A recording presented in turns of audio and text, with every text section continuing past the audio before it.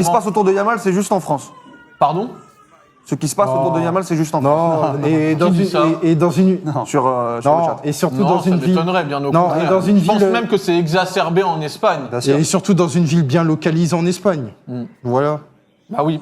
Lamine Yamal. Alors, ce clivage autour du Barcelonais, les gars, on a l'impression que ça a atteint un peu un niveau, je vais pas dire inédit, mais ça nous interpelle et donc on voulait un petit peu en parler. Et déjà, est-ce que vous ressentez ça?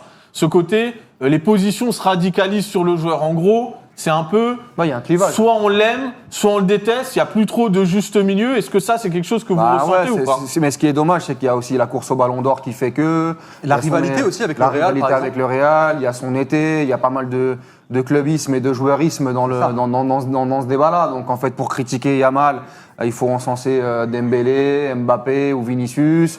Il faut... dire qu'il est mauvais parce qu'on est de l'autre côté. Il est tellement fort qu'on n'a pas envie qu'il soit tellement fort. Il y a pas mal de postures. Il y a pas mal de postures là-dessus.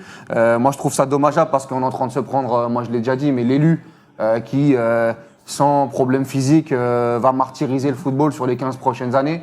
Même s'il faudra être attentif, et on en a déjà parlé, à l'extra-foot, mais dès qu'il met les pieds sur le terrain de football, je suis désolé. Toi, tu penses que par rapport à ce qui est vraiment le terrain, toi, tu penses qu'il met tout le monde d'accord? Ah, mais oui, c'est un joueur qui ne peut pas être... En fait, comme disait Grégory Schneider, il y a un moment donné, tu mets un short, quoi. C'est-à-dire que tu mets un short, et puis il y a des matchs, puis t'as une télécommande, et t'allumes ta télé, et puis tu vois sur le premier contrôle. Alors, et pour le coup, après, c'est problématique avec Yamal, c'est que maintenant, il n'y a plus de demi-mesure, même dans les débats foot.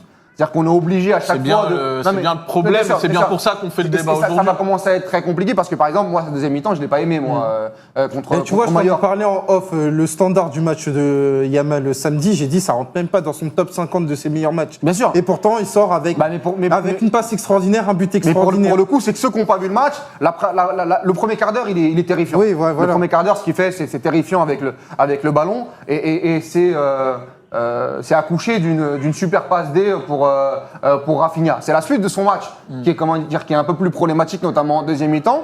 Mais derrière, il parle de jeu là. Je parle de football. Et derrière, par contre, il met un but exceptionnel qui fait le tour du monde à la 96e minute où il a décidé. Et esthétiquement, le but, c'est un bombasso. Ça commence à ressembler à une spéciale. Bien sûr. Maintenant, avec Lamine Yamal, on pourra quand même, parce qu'entre les pros, les anti, même du côté des pros, on pourra quand même chatouiller Lamine Yamal quand c'est moins bien, quand il y a du déchet, même si c'est un monstre et c'est un extraterrestre. Le soumettre à l'exigence des plus grands. Exactement. Et de l'autre côté, par contre, le côté haters, bête et méchant sur Lamine Yamal, dès qu'il rate un dribble ou dès qu'il va faire une célébration ou dès qu'il va faire des choses dans son perso, parce qu'aujourd'hui, il faut l'accepter. Yamal a un perso.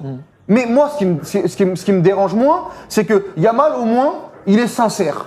C'est-à-dire qu'il est comme ça, on l'avait très, très, très, très vite dit dans l'émission. Hein. Dès qu'on avait vu le reportage avec l'Espagne, là, le seuil tout papa, etc., le côté chambrage avec Nico Williams, voilà, le mec est sûr de lui, il est sûr de ses forces, il va avoir cette timeline, il va avoir cette range-là de communication.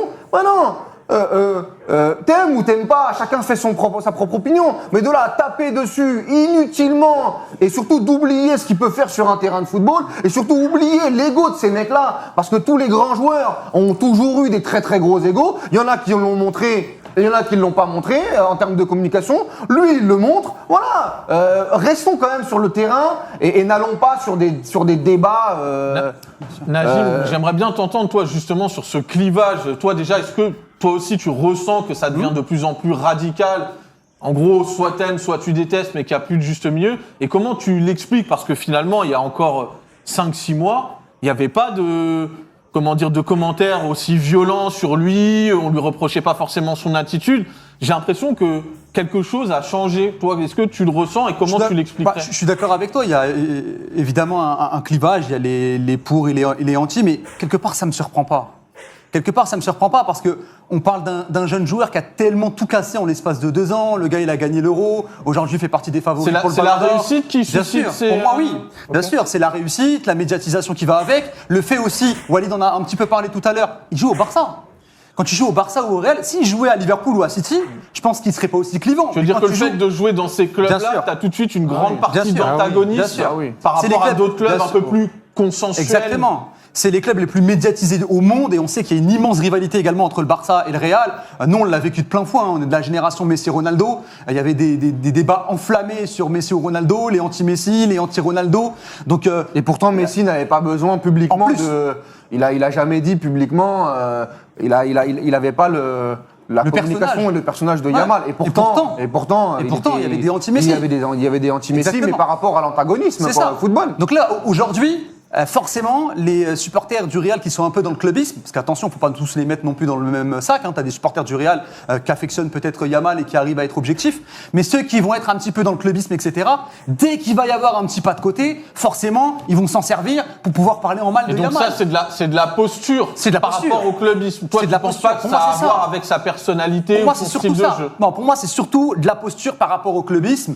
C'est pas par rapport Après, à il y a la son style de jeu. communication aussi. Parce La que communication aussi, quand mais tu as ça- cette communication-là, peut-être tu vas être attendu au tournant. Mais Bah, c'est tu le t'exposes. oui, mais c'est le football. Hein. Oui, mais la vérité, c'est que même par rapport à sa communication, si tu grattes un peu, généralement, la plupart des gens, si tu grattes un peu, c'est des supporters du Real, ou alors, comme l'a dit Walid, sont des personnes qui sont plus dans une posture par rapport à la course au Ballon d'Or. Mais des personnes qui sont neutres, un supporter de la Juve, du Bayern ou de Liverpool, moi, je pense en tout cas qu'ils vont pas avoir. Même dans l'opinion ils vont publique pas y aujourd'hui. aller. Mais c'est normal, Najim. Et lui, il va C'est l'assumer. normal. Encore une fois, il veut rouler sur le football et il le fait. Il a toutes les qualités. Il a toutes les qualités pour. Mais demain, si pendant 2-3 ans, il a une sortie de route ou pendant 6 mois, etc., bah sa là, oui. communication, elle sera mise en avant par rapport à ses bah ça, oui. performances. Ah, bah ça, S'il oui. l'assume pas. Mais ça, Bien encore sûr. une fois, moi, ça me dérange pas. Je préfère des mecs nature peinture. Tu vois, par exemple, il y avait beaucoup de débats avec Mbappé là-dessus. Où Mbappé, par rapport à sa communication, moi, Et pour son moi, image a changé à pour Mbappé. Pour moi, je suis persuadé que c'est la communication d'Mbappé qui a fait que, sur ses agissements, que quand c'était moins bien, les mecs, ils y sont allés. Pas son style de jeu, pas son Mais foot. aussi, après, si, il y a eu son style. Après, t'aimes ou t'aimes pas Mbappé par rapport à ce qu'il génère sur le terrain, mais tant qu'il était performant, tant que le terrain était présent, il y avait des critiques, mais beaucoup moins fortes que quand les performances n'étaient plus là. Mais ça, Yamal, encore une fois, il va falloir qu'il l'assume, et je pense qu'il l'a intégré. Et puis, si demain, il passe à côté des matchs, les gens iront. Après, il faudra, bien évidemment, être dans la mesure et ne pas aller sur le extra-foot. Parce que nous, on en a parlé de l'extra-foot. Il y a eu une émission il y a 1 mois et demi sur l'histoire des nains, etc. et tout. Bah, c'est quand il y a eu l'officialisation de son renouvellement. Moi, j'en ai de un peu contrat. parlé, mais moi, j'avais dit quoi? Vivement qu'il redevienne footballeur, pour qu'on arrête d'en parler. Moi, c'est juste ce qui me fait peur sur l'extra-foot, c'est comment, comme un Neymar ou comme autre, comment il va gérer ça. Et moi, je souhaite que ça n'impacte pas son football. C'est juste ça, la crainte. Mais par contre, moi, encore une fois, ce qu'il fait ailleurs, si ça n'impacte pas ses performances sur le terrain, en vérité, j'en ai rien à faire, tu vois.